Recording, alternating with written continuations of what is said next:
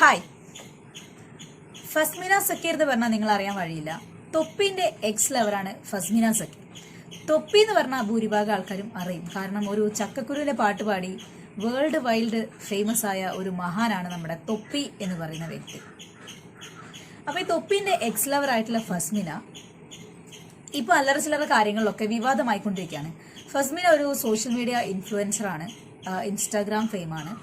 പുള്ളിക്കാരിന്റെ main പരിപാടി എന്ന് പറഞ്ഞാൽ ആൾക്കാരെ പറ്റിച്ച് ജീവിക്കലാണ് എന്ന് പറയുന്നുണ്ട്. ഞാൻ പറ്റിക്കപ്പെട്ടിട്ടില്ല, അതുകൊണ്ട് എനിക്കറിയില്ല. അത് നമ്മൾ കണ്ടിട്ട് പറയുന്ന കാര്യമാണല്ലോ. ഓക്കെ, അങ്ങനെ പറ്റിച്ച് ജീവിക്കുന്ന ഒരാളെ പറ്റിച്ച് ജീവിക്കാൻ നോക്കുന്ന മറ്റൊരാളെ കുറിച്ചാണ് നമ്മൾ ഇന്ന് പറയാൻ വേണ്ടി പോകുന്നത്. ഫസ്മിന സക്കീർ ഇപ്പം അടുത്ത് നിക്കാഹൊക്കെ കഴിഞ്ഞു. പുതിയൊരു പയ്യനാണ്, തൊപ്പിയല്ല. ഈ പെൺകുട്ടീൻ്റെ മെയിൻ പരിപാടി എന്ന് പറയുന്നത് തന്നെ ഇത് തന്നെയാണ്. ആദ്യം ഒരാളെ പ്രേമിക്കും, പിന്നെ അവരായിട്ട് ബ്രേക്കപ്പ് ആവും. ബ്രേക്കപ്പ് ആയതിനു ശേഷം കുറേ കരയും. കരഞ്ഞിട്ട് അത് ഇൻസ്റ്റാഗ്രാമിൽ ഒരു വീഡിയോ ആക്കിയിട്ട് റീലാക്കിയിട്ട് അത് കണ്ടന്റ് ആക്കും. ഇത് തന്നെയാണ് ഇങ്ങനെ റിപ്പീറ്റ് ചെയ്തുകൊണ്ടിരിക്കുന്നത്. ശേഷം തൊപ്പിക്ക് ശേഷം ഇപ്പോൾ വേറൊരാൾ. ഇങ്ങനെയുള്ള റിലേഷൻഷിപ്പുകളുടെ പേരിൽ ആ കുട്ടി ഒരുപാട് വിമർശനങ്ങളും നെഗറ്റീവ്സും കാര്യങ്ങളൊക്കെ നേരിടുന്നുണ്ട്. ഞാനൊരു കാര്യം ചോദിക്കട്ടെ, പ്രണയം ആഗ്രഹിക്കുന്ന കുറച്ച് പയ്യന്മാർക്ക് അത് കൊടുത്തതാണോ ആ പെൺകുട്ടി ചെയ്ത തെറ്റ്? ആ കുട്ടി പ്രണയിക്കാൻ ആഗ്രഹിക്കുന്നവർക്കും അല്ലെങ്കിൽ പ്രണയത്തിൽ ജീവിക്കാൻ ആഗ്രഹിക്കുന്നവർക്കും ഒരു ലൈഫ് കൊടുത്തു. അതിപ്പോൾ ഇത്ര വലിയ തെറ്റായിട്ട് കാണേണ്ട കാര്യമുണ്ടോ? ഇല്ല.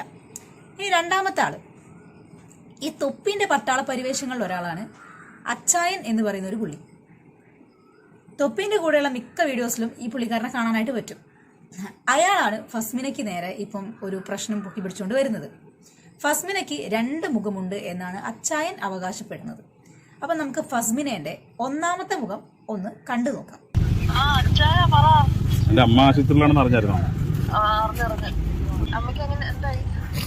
ആശുപത്രി അഡ്മിറ്റ് ആണ്. ഞാനിവിടെ ഉണ്ട്. ഇവരെല്ലാം ബ്ലഡ് ഒക്കെ തരാൻ വേണ്ടി വന്നാ. ഞാൻ പറഞ്ഞു നാളെ ബസ്സിലെ കല്യാണം എന്ന് പറയുമ്പോഴത്തേക്ക് എന്നെ വിളിച്ചിട്ടില്ലടാന്ന് പറഞ്ഞു. എന്നാലും എന്നെയോ എന്നോടൊന്ന് പറയാമല്ലോ. അങ്ങനെയൊന്നും എല്ലാരും നല്ലല്ലോ. അല്ല, എന്നെ ഇവിടെ തങ്കുവും പതിയും കട്ട കമ്പനി അല്ലായിരുന്നു. ഇൻഷാല്ലാ. ഓക്കെ. അപ്പൊ എനിവേ എല്ലാവിധ ആശംസകളും. God bless you. അപ്പൊ ഇതാണ് ഒന്നാമത്തെ മുഖം. ഫസ്മിനേന്റെ ഒന്നാമത്തെ മുഖമാണ് ഈ കണ്ടത്. അച്ചായനെ കല്യാണത്തിന് വിളിച്ചില്ല, ഒന്നാമത്തെ കാര്യം. പിന്നെ അച്ചായന്റെ അമ്മ ആശുപത്രിയിലാണ്, പുള്ളിക്കാരി അത് അറിഞ്ഞിട്ട് അച്ചായനെ വിളിച്ചില്ല, അത് രണ്ടാമത്തെ കാര്യം. പിന്നെ ഏതോ ഒരു തങ്കു, ഫസ്മിനേന്റെ ഫ്രണ്ട് എങ്ങാനുമാണ്, അവരെ വിളിച്ചില്ല, ഇത് മൂന്നാമത്തെ കാര്യം. ഇതാണ് ഫസ്മിനേന്റെ ഒന്നാമത്തെ മുഖം എന്ന് പറഞ്ഞിട്ട് അച്ചായൻ കാണിക്കുന്നത്.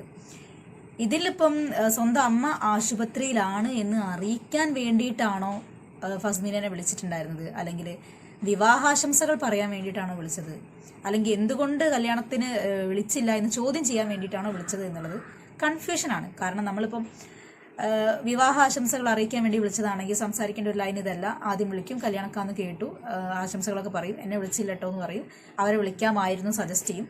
അവര് കുടുംബത്തിലെ വിശേഷങ്ങളും കാര്യങ്ങളൊക്കെ ചോദിക്കുന്ന സമയത്ത് അമ്മ ആശുപത്രിയിലാണ് എന്ന് പറയും. അത് നമ്മളെ മര്യാദ. അല്ലാതെ വിളിച്ചപ്പോൾ തന്നെ എൻ്റെ അമ്മ ആശുപത്രിയിലാണ്, അറിഞ്ഞായിരുന്നോ?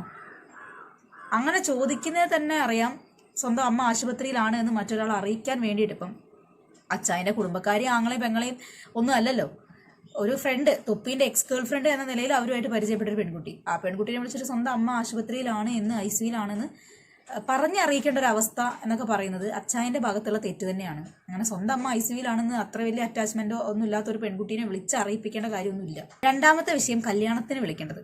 കല്യാണത്തിന് 4 ദിവസം മുൻപാണ് തനിക്ക് ഡ്രസ്സ് എടുത്തില്ലല്ലോ എന്ന് വരെ ആ കുട്ടി അറിയുന്നത്.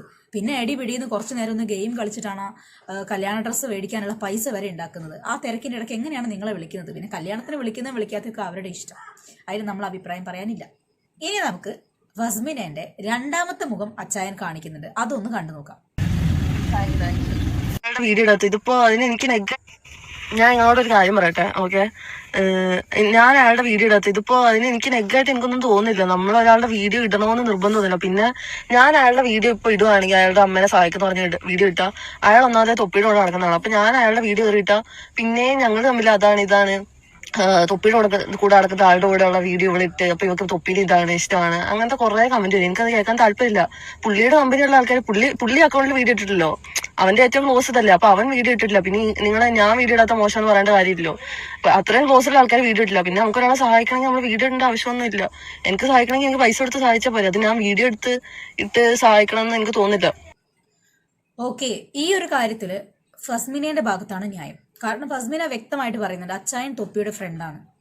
തൊപ്പി എന്ന് പറയുന്ന ഒരു സംഭവം, അതായത് ഈ ഫസ്മിനയുടെ എക്സ് ലവർ തൊപ്പി, അല്ലെങ്കിൽ തൊപ്പിന്റെ എക്സ് ലവർ ഫസ്മിന, തൊപ്പിനെ മറക്കാൻ ആഗ്രഹിക്കുന്ന ഒരു കാര്യമാണ്, അല്ലെങ്കിൽ അടച്ചൊരു ചാപ്റ്ററാണ്.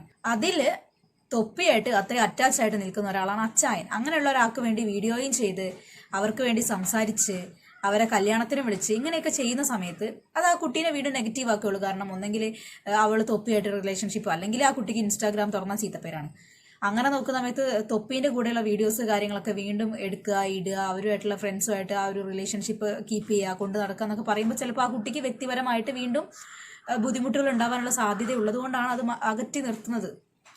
അതുകൊണ്ട് തന്നെയാണ് വീഡിയോ ഇടാത്തതെന്ന് ആ പെൺകുട്ടി പറഞ്ഞു. പിന്നെ ഒരാൾക്ക് സഹായം ചെയ്യണമോ വേണ്ടേ എന്നുള്ളത് അവനവൻ തീരുമാനിക്കുന്ന കാര്യമാണ്. അത് വീഡിയോ ഇട്ടിട്ടാണെങ്കിലും അങ്ങനെ തന്നെ. ഇപ്പോൾ ഞാൻ ഇയാളെ ജിൻഡോൻ്റെ കൂടെയൊക്കെ കണ്ടിട്ടുണ്ട്. ജിൻഡോ എന്താണ് ബിഗ് ബോസ് വിന്നറാണ്. അങ്ങനെയാണെങ്കിൽ ജിൻഡോനോട് തൊപ്പിനോട് ഇവരോടൊക്കെ ഒരു വീഡിയോ ഇടാൻ വേണ്ടി പറഞ്ഞാൽ മതി. അല്ലെങ്കിൽ ഈ വീഡിയോ ഇട്ട് സഹായം ചോദിക്കുന്നതിൻ്റെ പൊരുൾ എനിക്ക് മനസ്സിലായില്ല.